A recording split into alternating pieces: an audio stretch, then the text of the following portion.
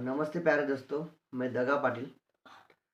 कल स्वामी विवेकानंद जी की जयंती, इस उपलक्ष्य में मैं हमारे भारत के प्रसिद्ध, भारत के नहीं विश्व प्रसिद्ध आध्यात्मिक गुरु स्वामी विवेकानंद जी की जयंती, उनके बारे में मैं कुछ आपको अनुभव, कुछ बातें, कुछ उनके उदाहरण आपके सामने बताना चाहता हूँ। कृपया आप ज़रूर ध्यान से सुनेंगे।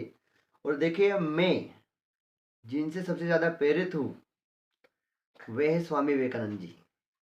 उनका जीवन हमेशा से प्रेरणादायक रहा है। तो देखिए, उनके पिताजी वकील थे, प्रसिद्ध वकील थे कोलकाता के। और ऐसे प्रसिद्ध वकील, क्या उनका जन्म हुआ, पैसा बहुत था, फिर भी शायद वे विश्व कल्याण के लिए, विश्व को, युवाओं को मार्ग दिखाने के लिए उनका जन्म हुआ था, ऐसा मैं मानता हूँ। और हमेशा सिर्फ 40 साल की उम्र में, ये 40 साल की उम्र तक उन्होंने युवाओं को प्रेरित करने का काम किया। और देखिए, मैंने भी जैसे भारत युवाओं का देश है, तो युवाओं को मार्गदर्शन करने के लिए स्वामी विवेकानंद जी का चरित्र, उनका व्यक्तिमत्व बहुत ही मायने रखता है। और मैं आपके सामने कुछ बातें शेयर करना चाहता हूँ जो युवाओं को, देखिए आज का युवा सोशल मीडिया हो, मोबाइल हो, बराबर, फेसबुक, व्हाट्सअप, इंस्टाग्राम, इन सब की दौड़ में, रेस में भाग रहा है। उसे लगता है जैसे कि यूनिवर्सिटीज है, बराबर, और उसे डिग्री देने वाले। लेकिन देखिए, मन की शांति के लिए पहले मैं 10 बातें ऐसी बताना चाहता हूँ, कि या 10-12 बातें ऐसी बताना चाहता हूँ जो युवाओं को हमेशा काम आएगी, उनको अलग दिखाएगी, अलग रास्ते पर लेके जाएगी। क्योंकि स्वामी विवेकानंद जी ने कहा था, कहा है, और हमेशा वो लिखा हुआ रहेगा, उठो जागो और लक्ष्य प्राप्ति तक रुको मत। लेकिन आज का युवाओं का काम अलग हो गया है। वो उठते जागते हैं और सोशल मीडिया पे ऐसे चिपक जाते हैं कि जब तक उनका 1.5 जीबी डाटा समाप्त नहीं होता, तब तक रुकने का नाम नहीं लेते हैं। तो देखिए, कुछ बातें मैं आपके सामने से लेकर आता हूँ। जैसे युवाओं ने, युवा कैसा हो, स्वामी विवेकानंद जी के भी विचार हैं, लेकिन मैंने कुछ ऐसे 10-12 पॉइंट लिखे हुए हैं। अगर आपने उन पर काम किया, फोकस किया, तो ज़रूर आपको प्रेरणा मिलेगी। देखिए, पहली बात है, ध्यान प्राणायाम के लिए समय निकालिए। देखिए, ध्यान प्राणायाम आज बहुत ज़रूरी हो गया है।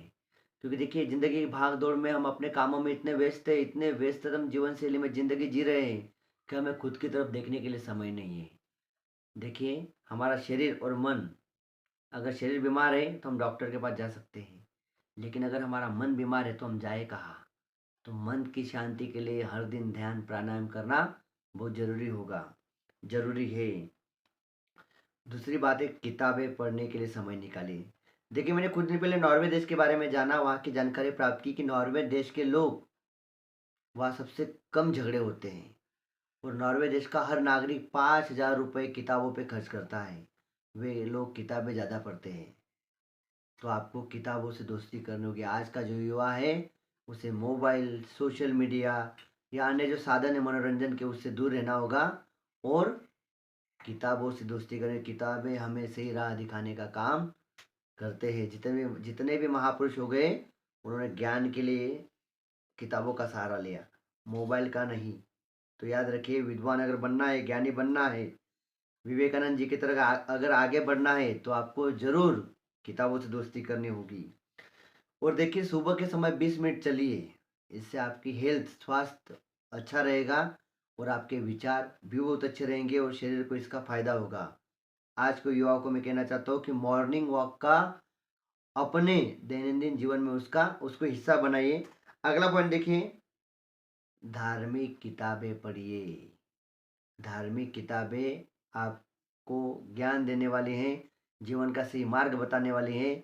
जैसे अभी राम मंदिर के बारे में हम जागृत हो गए, और राम क्या है, ये आज के युवाओं को अगर जानना होगा, तो रामायण पढ़नी होगी।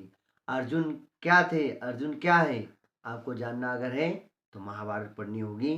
तो देखिए, धार्मिक किताबें आपको और आपके मन मस्तिष्क को शांत रखने का काम करेगी, और जीवन जीने के लिए सही रास्ता बताएगी। इसलिए आपके जीवन का निराशा दूर भगाने के लिए धार्मिक किताबें पढ़िए। मोबाइल, महत्वपूर्ण बात, इसके पहले 2-4 बार मैंने बार-बार ज़िक्र किया कि मोबाइल और सोशल मीडिया से दूर रहिए। अगर आपके जीवन का कोई लक्ष्य है, अगर आप अफ़सर बनना चाहते हो, डॉक्टर, इंजीनियर, कुछ ना कुछ छात्र जीवन में अगर आप आगे बढ़ना चाहते हो, तो मोबाइल से दूर रहिए। और अगर आप मोबाइल छात्र और मोबाइल की लत आपको दूर न रखते तो एक ही संकल्प कीजिए, माता-पिता को कहिए मुझे आपका मोबाइल नहीं चाहिए। जिस दिन मैं कुछ बनूँगा, मेरे खुद के पैसे से 30,000 का, 40,000 का, 50,000 का मोबाइल खरीदूँगा और खुद का मोबाइल प्रयोग करूँगा। तो मोबाइल और सोशल मीडिया से दूर रहिए। अपने लक्ष्य के प्रति हमेशा जागरूक रहिए। देखिए बहुत सारे लोगों ने क्या किया, नया साल आया, एक लंबी-लंबी लिस्ट बनाई, ये करूँगा, वो करूँगा 1 जनवरी को 10 जनवरी को भूल गए। तो आपने जो लक्ष्य तय किया है, उसके लिए हमेशा जागरूक रहिए, आगे बढ़ते रहिए। अगला युवाओं को मेरा संदेश है, पेड़-पौधों से दोस्ती कीजिए। पेड़-पौधों का हमारे जीवन में बड़ा महत्व है और आपको पेड़-पौधों से दोस्ती करनी होगी, मतलब प्रकृति की ओर आपको जाना होगा। स्वामी दयानंद सरस्वती जी ने भी यही बात कही थी, तो युवाओं को प्रकृति के प्रति सजग और जागरूक रहना बहुत ज़रूरी है। एक दिन प्रकृति के साथ और गाँव में ज़रूर बिताइए, आपके मन को बड़ी शांति मिलेगी। अगला महत्वपूर्ण जो हमारा पॉइंट है, जो मुद्दा है, वो आपको बताना चाहूँगा मैं। दिन में एक बार अच्छे दोस्त से ज़रूर मिले। देखिए, खाने-पीने के लिए, जन्मदिन मनाने के लिए हज़ारों लोग तैयार हो जाएँगे, लेकिन संकट के समय दुःख में एक अच्छा दोस्त, या आप समझ नहीं पा रहे आगे क्या करना है आपको जीवन में, ऐसे समय में एक अच्छा दोस्त रखिए, जो आपको सही सलाह दे सके।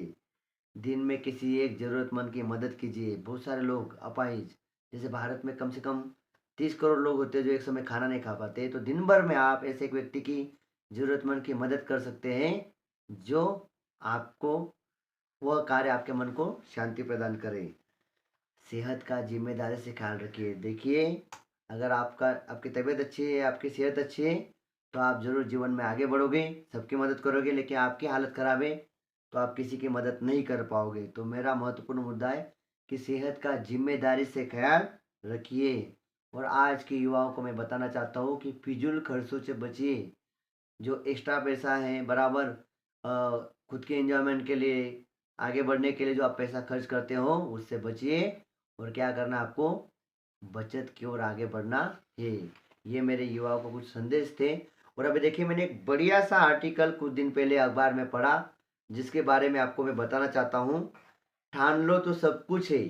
बहुत बढ़िया आर्टिकल मैंने पढ़ा। उसमें कुछ मोटिवेशनल किताबें उसके बारे में बताया गया था। तो पहला उसमें मुद्दा दिया गया था, पहली जानकारी थी, खुद पर विश्वास करें। आप जिस भी क्षेत्र में आगे बढ़ना चाहते हो, जाना जाना चाहते हो, तो सबसे पहले आपको खुद पर विश्वास करना है कि मैं कर सकता हूँ, मैं बन सकता हूँ, मुझे करना है।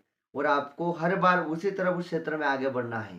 कोई पूर्वाग्रह होगा आपके मन में तो उसे दूर कीजिए कि मैं नहीं कर सकता हूँ, मैं गाँव से हूँ, छोटे शहर से हूँ, आगे नहीं बढ़ सकता हूँ। ऐसा कुछ नहीं है। डॉक्टर एपीजे अब्दुल कलाम जी बहुत छोटे से शहर से थे। उनका भी कोई रिलेटिव साइंटिस्ट नहीं था, कोई राष्ट्रपति नहीं था, लेकिन संघर्ष के दम पर उन्होंने आगे बढ़े, आगे गए। अनुशासन का पालन कीजिए। देखिए, डिसिप्लिन आपके अंदर होना चाहिए। समय पे काम करना है, समय पे खाना है, समय पे पढ़ाई करनी है। अपने लक्ष्य की ओर आगे बढ़ना है, तो इसके लिए आपको अनुशासन का पालन करना होगा। सोच को नियंत्रित करना है आपको। देखिए, स्वामी विवेकानंद जी ने कहा था कि नकारात्मक सोच के साथ जब कोई काम शुरू करते हैं तो उसे आधे अधूरे मन से करते हैं। नकारात्मकता आपके अंदर मत लाइए। पढ़ाई करने का काम हो, कोई जॉब हो, कोई अन्य काम हो, नकारात्मकता आपसे कोसों दूर रहनी चाहिए। एकाग्र होकर कार्य करें। देखिए, स्वामी विवेकानंद जी के जीवन का एक प्रसंग बताता हूँ मैं। वे लाइब्रेरी में पढ़ने के लिए जाते थे और हर 2-4 दिन में एक किताब लेकर जाते थे, वापस करते, लेकर जाते थे, वापस करते थे। एक दिन पुस्तकालय का जो प्रमुख था, लाइब्रेरियन, वो परेशान हो गया और उन्होंने गुस्से में कहा विवेकानंद जी से कि क्या लगाया आपने रोज़-रोज़? किताबें लेके आते हो, लेके जाते हो, 2-4 दिन बाद क्या शुरू है? उन्होंने कहा कि इस किताब से कोई प्रश्न पूछिए। उस लाइब्रेरियन ने प्रश्न पूछा। स्वामी विवेकानंद जी ने उस प्रश्न का जवाब तो दिया ही, पर उन्होंने तुरंत वहाँ पर स्वामी विवेकानंद जी ने उन्हें तुरंत वहाँ पर जवाब भी दिया और कहा कि ये पेज नंबर 420 पर, 430 पर पेज नंबर भी बताया। तो ये ध्यान का परिणाम होता है। डरना मना है। कोई भी कार्य करने के लिए युवाओं को एक बात याद रखनी है कि आपको डर से दूर रहना है और परिवर्तन को स्वीकारें। जो भी आपके जीवन में परिवर्तन आ रहा है, बदलाव आ रहा है, उसे आपको स्वीकारना होगा। समस्याओं का धैर्यपूर्वक हल कीजिए। छोटी-छोटी जीवन में समस्या आती है, उनसे डरना नहीं है। मुसीबतें आती इसके लिए क्योंकि आप कनखर बने, मजबूत हो, इसके लिए मुसीबतें आती हैं। तो मुसीबतें से आपको डरना नहीं है, आगे बढ़ते जाना है। छोटी-छोटी आदतें डालें। देखिए कोई पढ़ाई करने बैठता है तो पढ़ नहीं पाता है, तो पहले लिखना चाहता है, लिख नहीं पाता है, छात्र अगर है, तो पहले 4 लाइन लिखिए, फिर 8 लाइन लिखिए, फिर 12 लाइन लिखिए। ऐसे धीरे-धीरे आप आपके जीवन में छोटे-छोटे लक्ष्य हासिल कीजिए और आगे बढ़ते जाना है। जीवन में कोई काम आसान नहीं है, कोई काम कठिन नहीं है। आप जैसा मान लेते हो, जैसा सोच लेते हो, वैसा बन जाते हो। देखिए स्वामी विवेकानंद जी के जीवन पर बोलने के लिए बहुत सारा है। उन्होंने भारत के साथ विश्व को जगाने का काम किया और उन्होंने एक बात बताई कि हमें अपने देश पर, अपनी संस्कृति पर, अपने धर्म ग्रंथों पर अभिमान होना चाहिए। उन्होंने जो कार्य किया सिर्फ बोलते नहीं गए, उन्होंने वो कर भी दिखाया और युवाओं के लिए वो प्रेरणा स्थान आखिरी तक बने रहे। उनके जीवन से हम ऐसी बहुत छोटी-छोटी बातें हम सीख सकते हैं, अपने दैनंदिन जीवन में ला सकते हैं और आगे बढ़ सकते हैं। मैं छात्रों से अपील करना चाहता हूँ, युवाओं से अपील करना चाहता हूँ कि आप दैनंदिन जीवन में विवेकानंद जी के विचार आत्मसात करें और प्रयोग में लाइए। आपका जीवन निश्चित ही अच्छा होगा, आप सतमार्ग पर चलोगे और भारत का जो सपना है, उसे अपना सपना मानिए। आप जो भी काम कर रहे हो, डॉक्टर हो, इंजीनियर हो, छात्र हो, मैं मेरे माता-पिता के साथ, मेरे देश के साथ, मेरे गाँव के साथ जुड़ना चाहता हूँ और उसका नाम रोशन करना चाहता हूँ। तो मेरे आप सबको विनती है युवक दिवस पर कि युवाओं एक बड़े जोश के साथ भारत माता का, अपना और देश का नाम रोशन कीजिए। मेरे 2 विचार थे, 2 शब्द थे, आपको अगर अच्छे लगते हैं तो आगे 2 ग्रुप पर भेजिए। धन्यवाद।